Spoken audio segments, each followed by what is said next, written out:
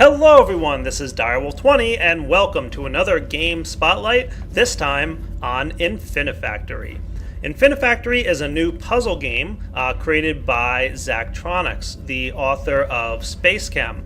And I've actually never personally played Spacechem, but I've heard a lot of people say that it's a pretty similar game to Spacechem, except it's 3D, and of course has a bunch of different puzzles and a bunch of different things like it. So if you were a fan of Spacechem, this might be the game for you. You can go ahead and check out this video review and tell me what you think.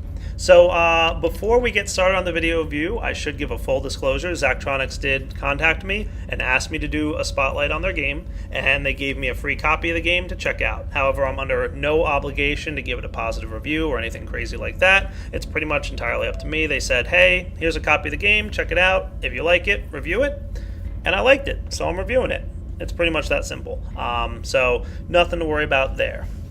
The game is available on Steam. It's listed as an alpha version, but don't be dissuaded. It's not alpha in the context of it's buggy or there's problems with it or it doesn't run well. I haven't run into any problems or bugs as I've been playing so far. I haven't gotten terribly far in the game, but so far it seemed extremely stable, and the gameplay is pretty much, it looks like, really, straightforward and stable. I believe that the reason they have it in alpha is that they aren't done with the content yet. So they plan to add more puzzles and more levels and more features to the game that aren't just yet in.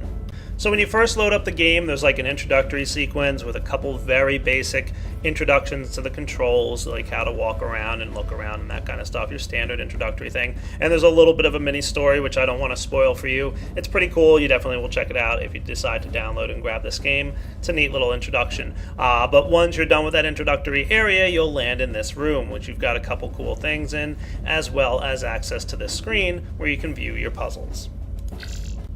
So all you have to do, as you can tell, is click the left mouse button to view the puzzles. Now on the left side, these are the many different levels that are available. I've only unlocked the first two so far, and you basically unlock more by proceeding to go through the different puzzles. The Proving Grounds is really more so a training area to get you introduced into the system. So we can go ahead and you'll notice that each puzzle area, for example, Proving Grounds, typically is broken down into, as far as I can tell so far, a couple different types. First, it's the puzzle itself, and then there's a description of the blocks that were made available in that puzzle, which is kind of interesting because they show you, or they make you figure out the block yourself before they explain it. So they give you the puzzle, and then after you figure out how to use the block in that puzzle, they go ahead and explain it to you. So it's not until you've completed the puzzle that you get an explanation of all the blocks that are inside of it.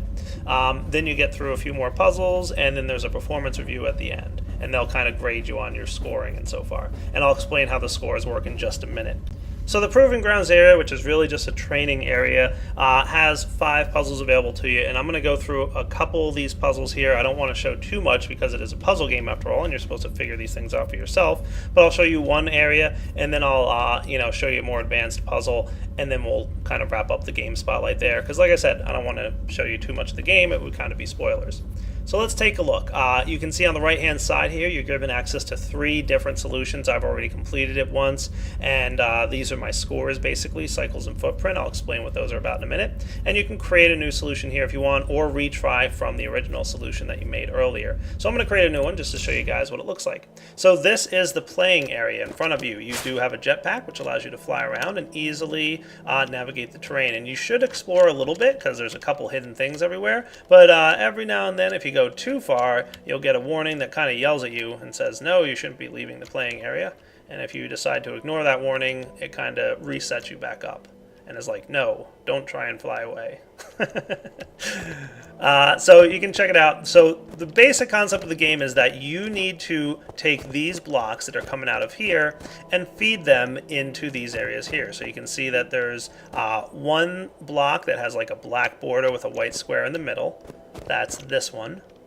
And then there's a block that's all white, and that's this one. And then finally there's a block that's a total black square in the middle with a white border, and that's this one. So we basically, when we activate these factories, it's going to start spitting out blocks, and we need to ramp them over to where they belong. The basic block to do this with is a conveyor. You'll notice that on the bottom of my toolbar I've got access to many blocks. That's because I've progressed further in the game. You typically won't have those blocks made available to you until you progress further. When you start this stage at normal, you'll just have the conveyor belt available. So let's take a look at one way to solve this puzzle. There's, of course, many. So you basically will notice that when you want to run your conveyor, you can just hold left click and drag, and you'll be able to place down all your conveyors. If you want to rotate a conveyor, for example, or remove them, you can right click. Rotate is Q to go one way and E to go the other way, and it'll show you where your block's going to go as you place down your blocks there. So of course, holding right click and dragging, obviously a much more efficient way. And you'll notice that because of the layout of the terrain, you really can't, run these blocks through each other, otherwise you're going to have a problem. Luckily, it's three-dimensional. So let's go ahead and create a nifty little three-dimensional setup. So these are platforms that you have access to. They can basically let you do almost nothing. They'll just basically act as placeholders. So we should run this thing across here.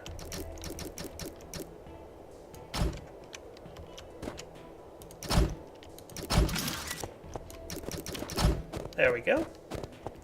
And then if we wanted to, we could have this guy run across like this.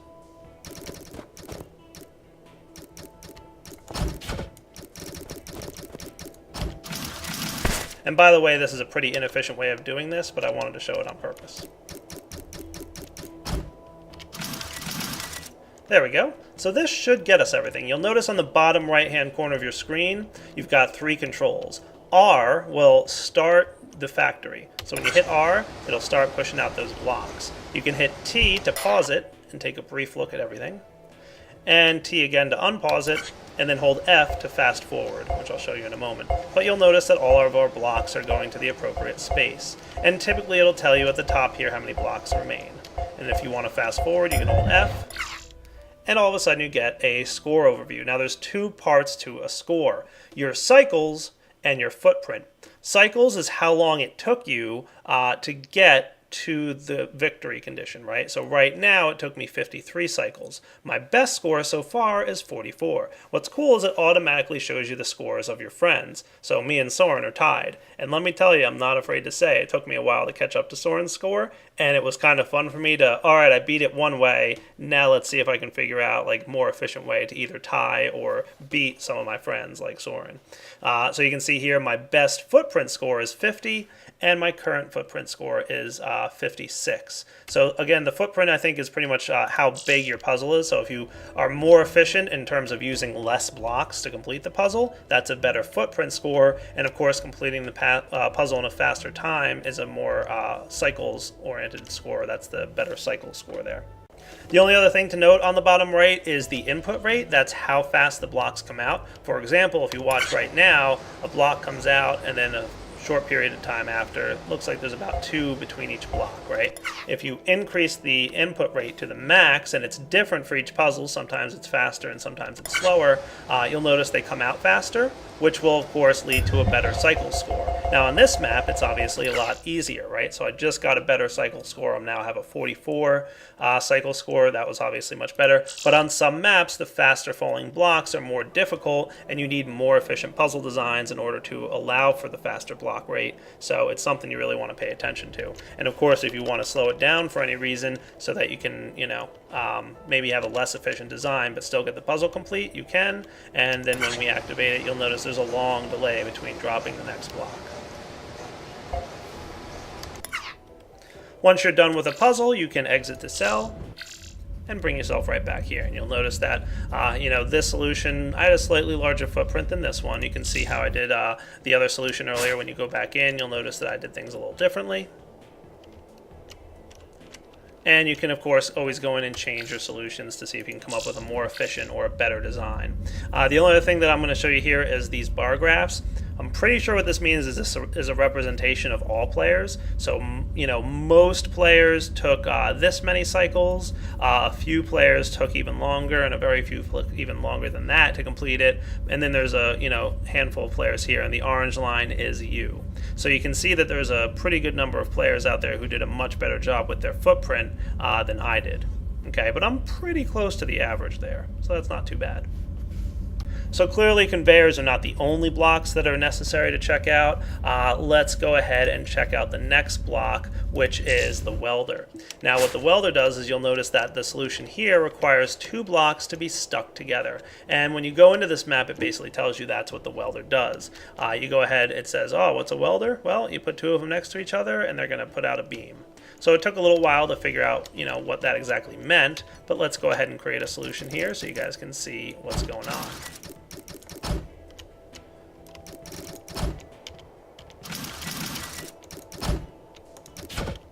So when you place down the welders, and I'm going to do that here,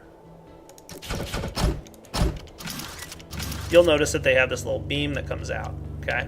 And once that's done, we can run our completed solution into here, and when we activate it, you'll see that when these 2 blocks come together, they get welded together into one full block. So now they behave as one whole block, and that completes the solution for us. Cool. So my current cycle time was 71, my best is 44. We can of course improve that. You'll notice that our input rate can go as high as, it looks like 4 now. So that when I go ahead and run this, there we go, 44. And again, tied with Soren, hooray. Somehow Soren has a smaller footprint than me. I don't know, he's just some kind of smart kid, beats me. But you can see that I'm right there in terms of the average. A few people figured out a slightly smaller way to do this, Soren being one of them apparently, and a few people had a slightly larger footprint. Cool. So puzzles get more and more complex, especially once you get out of the training routines. For example, here's a sky dock, and you get access to a couple new blocks, and they're handled under the logic system here. So that's pretty neat. You can see there's still a handful of blocks that I haven't yet unlocked, so I don't even know what they're all about. But I'll show you guys this puzzle real quick before we wrap up. So you'll notice that these blue blocks that start in the map, you cannot remove them. And our goal here when we open this up is to get these ammunition crates over to here. But of course there's no way to rotate this to use just conveyors, right? So we're gonna have to find a better way. Well, one of the blocks we were given access to is a pusher. There we go. And we also got access to a sensor.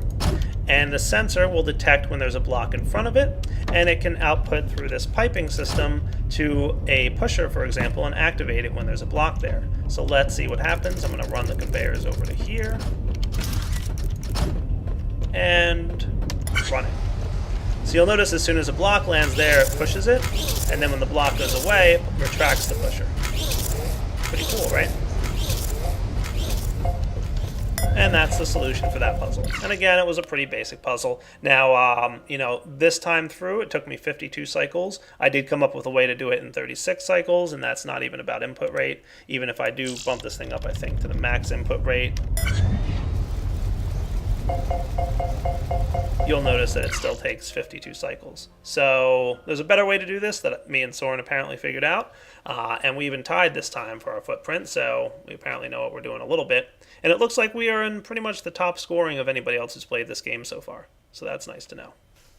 So guys, like I said, that's pretty much as far as I've gotten in the game, but it's definitely caught my interest. I want to go through and play. The puzzles are different and fun. I've had a good time kind of figuring them out, and then once I do complete them, I look at the cycles and footprint and say, oh man, I can't let Soren beat me, so I go ahead and try again to make it more efficient, more compact, that kind of thing. And so far, it's been a lot of fun. I'm looking forward to the rest of the puzzles. As I said, I haven't played them yet, so I can't really tell you guys how good it is. I believe there's about a total of 30 levels so far, and Zachtronics is planning to add more and more puzzles, and I assume, but I'm not sure, more and more blocks to the game. So there's even a few that I haven't unlocked yet block-wise, so lots more to do, obviously, with this game, and it looks like it's pretty fun so far. Alright guys, and with that, I think we've hit the wrapping up point for this game spotlight. Now, some of the puzzles I've shown you were, remember, meant to be tutorial-ish, so some of them were rather simple. There were definitely a couple that I didn't show you that were rather complex. So for just an example here, one of the last ones on the proving grounds, and I'll do it as a new solution so you don't see my solution, has you making this L-shaped block with different puzzle pieces that fall in different areas. So you're definitely going to be challenged as you go through this game. So far I've definitely spent a little bit of time just figuring out the puzzle, And then, like I said, trying to beat Soren's score and that kind of stuff has always been interesting for me. So for now, this is Direwolf20 signing off. As usual, please leave me some feedback, some comments in the description. Like I said, it's not common that I typically do Game Spotlight videos, but it's something I'm kind of taking a look at doing more and more of, so I definitely appreciate your feedback. Let me know if you like this kind of video and if you want to see more of it. Alright guys, Direwolf20 signing off. Take it easy.